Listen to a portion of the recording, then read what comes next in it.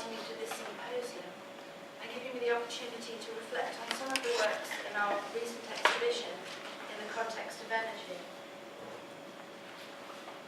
Uncommon Ground, Land Art in Britain, 1966 to 1979, is co-curated with Nicholas Alfrey and Ben Tufnell for the Arts Council collection in the UK. It's been on show at 4 venues in the UK since last May, and is currently on show at the Yorkshire Sculpture Park in the north of England. This installation photograph you're looking at is from its previous venue at the Mead Gallery at the University of Warwick.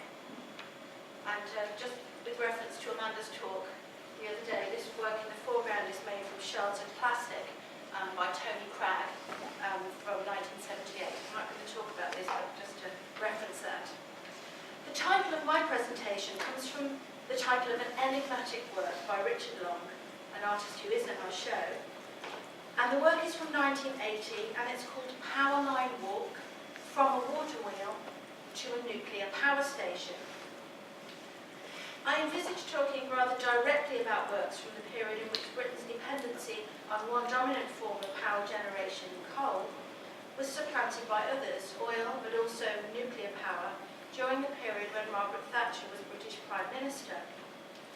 Despite lengthy searching, I couldn't find an image of this particular work by Long anywhere. It's not in our show. This is the closest I came, a mention in a book by an American art critic and curator, and not in the context of energy at all, but in a book about contemporary art and the art of prehistory, Lucy Nippard's Overlay. In the slide you see the cover of the book on the left and the mention of enigmatic work on the right. The title of Nippard's book seems to derive from another book, one first published in 1925, but at the time of Nippard's writing, popularised through its republication in a series of inexpensive editions throughout the 1970s, The Old Straight Track by Alfred Watkins, and this is the cover of a reprint from 1972. Watkins spent several decades of his life endeavouring to prove his theory of the existence of a network of straight ley lines connecting sites in the landscape. In prehistory, the leys were a practical system for navigating. The network became the basis of a system of ancient trackways, with important intersections and nodal points gaining significance as places for gathering, trading, and religious observance. Thus, markstones, sight notches on the horizon, as you see in these examples from Watkins' book, beacons and reflecting pools come to connect spots of traditional sanctity by ley lines. And here I show Watkins plotting ley lines on a map. If the ley lines don't exist, observed Nippard, then Alfred Watkins was a very good conceptual artist. Watkins' speculations led him to connect the ley system to a global network and to systems of ancient knowledge now lost. In the 1970s, speculative theories around ley lines drew in theories of UFOs and celestial alignments to bring ever more mystical interpretations to this network of lines of power. I recall that when I first heard of Watkins' book in a lecture by British geographer Stephen Daniels, when I was an undergraduate student in the late 1980s, he speculated that Watkins' vision of a network of lines standing out like glowing wires all over the surface of the country may have been inspired by witnessing the installation of the electricity national grid, with its wires and pylons traversing the English landscape. More recently, Daniels has investigated the significance of Watkins as a photographic innovator, and I'll return briefly to that aspect of Watkins' work towards the end of my presentation. The first page of Watkins' book introduces his thinking about sources of knowledge of the past. He identifies 3 types of evidence. The first is what exists on or in the earth. The second exists in words, in the oral record and in place names as well as in written words. The third type of knowledge, and I quote from Watkins, is from folklore legends, lingering fragments of fact disguised by an overlay of generations of imaginings. Nippard seems to have borrowed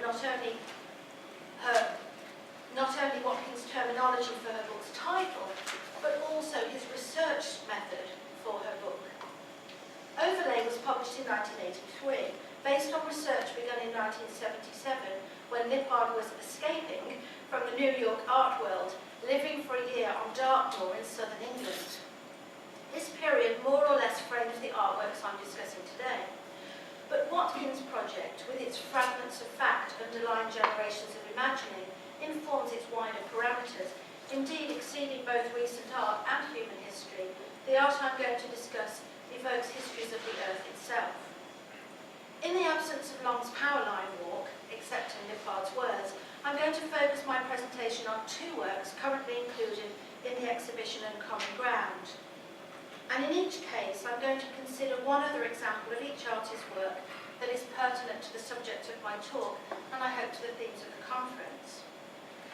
John Latham's derelict land art, Five Sisters, is from 1976, and, as its title makes clear, engages critically with the term land art, which was becoming institutionalized in art history at the time the work was made. It was becoming a generic term for a new art of landscape, usually involving large-scale and/or direct engagement with the material of the earth. The other work is mentioned by Lippard in the same paragraph, at the same breath, as Powerline Walk. Windmill Hill to Coalbrookdale, a 113-mile walk in 3 days, from Windmill Hill to Coalbrookdale, Wiltshire to Shropshire, England 1979. This work by Richard Long was made in the year of the 200th anniversary of the building of the Iron Bridge at Coalbrookdale. His 113-mile walk concludes at an iconic symbol of the beginning of the Industrial Revolution in Britain, near the site where Abraham Darby first developed the technique of iron smelting using coke, and 5 years before the same material was put to use in Watt's steam engine of 1784. One of the end-of-the-world events identified by Timothy Morton in his recent book, Hyperobjects. The year this work was made has significance more broadly in British politics, culture and society. 1979 was the last really severely cold winter of the 20th century in Britain. It became known as the Winter of Discontent, not only for the chill in the weather, but also for the frozen industrial relations and strikes that are often seen as a major factor in Margaret Thatcher's successful election campaign in 1979. She became Prime Minister in May. There's snow on the ground in Long's photographs. There was snow on the ground in southern England even as late as May in that year, but I suspect that this work was made somewhat earlier in the year, in the early months of 1979, against a backdrop of industrial discontent, power cuts, and some fantastic music.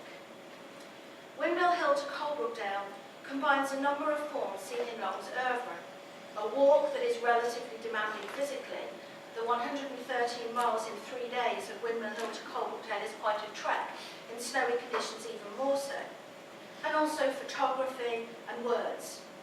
In the gallery, it's shown as 2 framed works. At install in Warwick, the technician observed an intriguing material fact about the work, that the frame on the bridge image on the right is very slightly bowed at the top, echoing the curve of the bridge. Archaeological excavations of Windmill Hill in the 1920s were revelatory about the first cultivators of the British landscape, revising estimates of how early that process began. At that time, in the 1920s, Windmill Hill also had a brush with more recent technology. It was saved from Marconi, one of his pioneers, who planned to build a relay station on its summit. Instead, it was acquired by Alexander Keeler and extensively excavated. Recall then the glowing wires of Watkins' description of his discovery of ley lines. Might these wireless lines also be the invisible power lines of wireless transmission, more overlays? Like Watkins, Long's engagement with the landscape is an intimate study in the topography and scenography of the British landscape, using maps, photography and direct experience of the terrain, on foot and by various forms of transportation. This particular work tells us little of the intervening journey between these 2 sites, but rather brings them into sharp juxtaposition. He brings together the historically remote, evidence of the first permanent changes in the landscape, and the recent anniversary and increasing popularity of industrial archaeology, all are contemporary. All can now be seen as evoking world-ending events in the Anthropocene, a terminology Long could not have used about their connection in 1979, but one in which his work can now be seen to resonate. The work's prescience comes from its contemporaneity, rather than its desire to be topical. It is marked by its autonomy as a work of art made at a particular moment, rather than its commitment to a particular cause or subject. Indeed, one of its subjects is always himself. There's often a personal and biographical dimension to Long's work, an intimate connection to the landscape.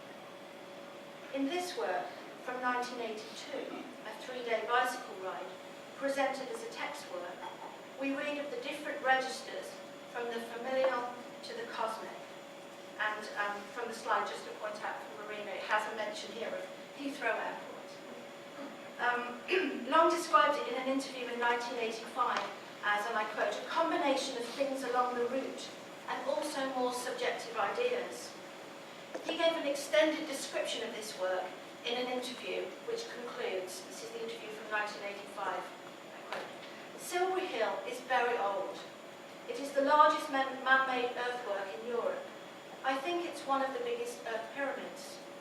On the same road, I passed Aldermaston in the morning, which is a very powerful and symbolic place, because that's where they designed missiles which could blow the world up.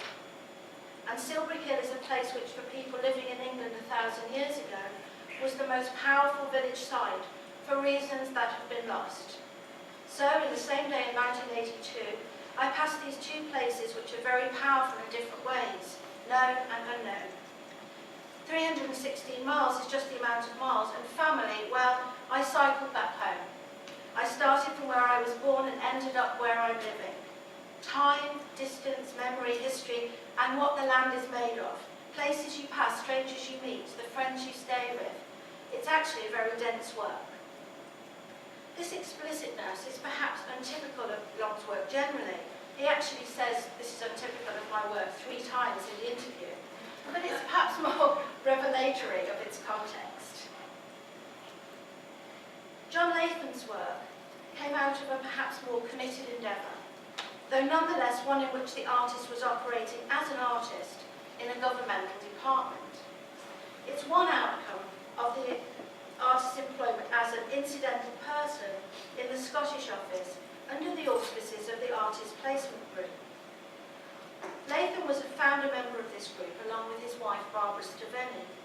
It was a kind of artist-in-residence programme set up to facilitate the placement of artists in various industrial, commercial and governmental situations in the UK. The Five Sisters are landmarks visible from the motorway between Edinburgh and Glasgow. Known locally as bings, they are the detritus of oil shale production. And this is an image of how they were made. By the time of Latham's placement, this was a sign of derelict industry, as well as becoming a site of derelict land art. Latham proposed preserving the bings as monuments, but also the construction of 2 80-foot-high book reliefs to be placed atop the bings in locations he named the heart and the solar plexus. This slide shows one of a series of models he made for the project which incorporate books. Latham saw books as symbols of established knowledge. He often treated them in ways that drew strong reactions, such as burning towers of them. These were known as Scoob towers, and I'm showing an image here. So Scoob is book spelled backwards. You see John Latham in the shades on the far right, and standing next to him is Gustav Metzger, who is really one of the most important environmental artists in the UK. This particular example of book destruction, I'm showing the cat of 5 sisters at the top of this image, is rather more benign. Ultimately, some of the bings have survived, and these are my photographs from my visit there in 2008. They haven't survived as works of art, as Latham proposed, but as sites of special scientific interest, on account of the resurgence of rare flora and fauna on their banks, rather like the blue butterflies in Marina's talk. They have also become a kind of personal memorial to Latham. The site overlooked and being photographed by Latham himself in this image in around 1988 is a bing that Latham called the Heart. It's now the location where his ashes were scattered by his friends after his death in 2006. Staveni and Latham were wary of using the term artist in connection with the artist placement group, suspecting the expectations that might be loaded onto that designation. The incidental person was intended to work in the industry, department or company as an artist, not as PR for the company or simply to decorate the workplace. The process was supported by key figures in British industry and politics, but it was not always well understood by the industries approached. Prior to the Scottish Office placement, Latham tried to organise a placement with the National Coal Board. Despite lengthy negotiations in the period 1969 to 70, Latham was unable to reach an agreement of how he could interact directly with the coal industry. And instead, the National Coal Board gave Latham some very modest funding for a film, representing then a much more conventional form of artistic sponsorship. But the resultant film is intriguing. It's called Earth, and it's from 1971. It's the reverse of a journey that Latham, along with millions of other television viewers, had witnessed at the end of the 1960s, the journey from the Earth to the Moon. The film Earth depicts a journey from the Moon to the Earth, and opens with a brief glimpse of the Moon, as you see here. Darkness then ensues. And indeed, darkness persists through much of the film's 25 minutes viewing time.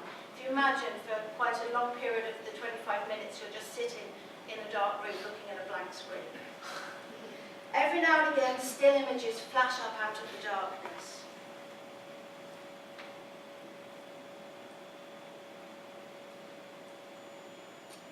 There is one, it's made entirely from still images, and there's one short section which shows an entire volume of the Encyclopedia Britannica at a speed of 1 page per frame, that is 24 frames per second. It's visible here then in stills, but at normal running speed in the film, it's registered rather as subliminal images.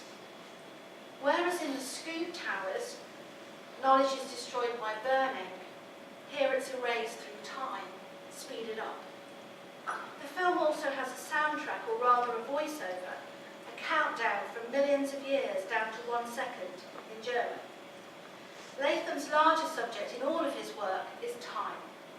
He devoted much of his working life to elaborating a time-based theory of existence and debating it with often bemused scientists and artists. His notions include the idea of the least event and of flat time. Latham's film, as literalized in its title by the removal of the A, is an earth without art, and perhaps an earth without human life either. There's just a momentary glimpse of human life on the Earth's surface towards the end of the film, seconds before viewers are plunged back into darkness. Latham's film takes us from the cosmic to the chthonic, and it's fitting here in Houston, Mission Control, a reminder that the process that began extracting power from the Earth, eventually propelling man into space, also comes back down to Earth. It provides a link from the chthonic realms, relating energy stored for millions of years in the Earth to a cosmic mission, the beginning of an interplanetary ley line, perhaps. Latham's Earth photo montage of 1975 is a collage made from the photographs he used in the making of the 1971 film, a still version then of the film. Here we can see a little more clearly, and I'll do a close-up, the human figure that features towards the end of the film, a man standing on Earth with a stick or possibly a shovel in hand. Dark earth in the foreground, cracked earth in the background, perhaps a miner, or the figure of a last man. Latham Smithson's time-based theory and his use of photographic images bring us back to Alfred Watkins, whose most famous innovations in photography were connected with time and light exposure. He patented and manufactured inexpensive light meters from the 1890s onwards, such as the B meters shown here. One of Watkins' light meters was used by the photographer on Scott's Antarctic mission. I could say a lot more about this here, but for now, go back to the figure at the end of Earth. I began there with an image I couldn't find of a work by Richard Long, Powerline Walk, and it's mentioned in a book about contemporary art and prehistory, informed, and I think named after an idea by Alfred Watkins. Watkins also gave his name to a photographic process, a darkroom technique that's known as the Watkins factorial development. And this relates the total development time of an image to the time it takes to first appear. So say it takes 20 minutes to first appear, a Watkins factor of 3 would mean it takes 60 seconds fully to emerge. The works I've talked about, images take some time to develop fully, often many multiples of the time they take to first emerge. The works I've talked about are artworks that anticipate our present moment in the Anthropocene, caught in some of its emergences as image. Finally, I'm going to conclude with a Texas postscript. My final images are from my recent trip, planned by our amazing co-organiser Karen Pincus. Last week we travelled to American artist Robert Smithson's final earthwork, Amarillo Ramp. Smithson died in an airplane crash at the site, leaving the work in an early stage of development, staked out but not built.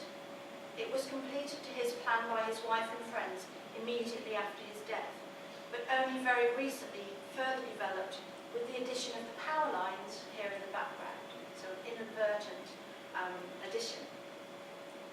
These are power lines that take wind power into the national grid, and we were reminded yesterday in Catherine's talk how significant wind power is now in Texas.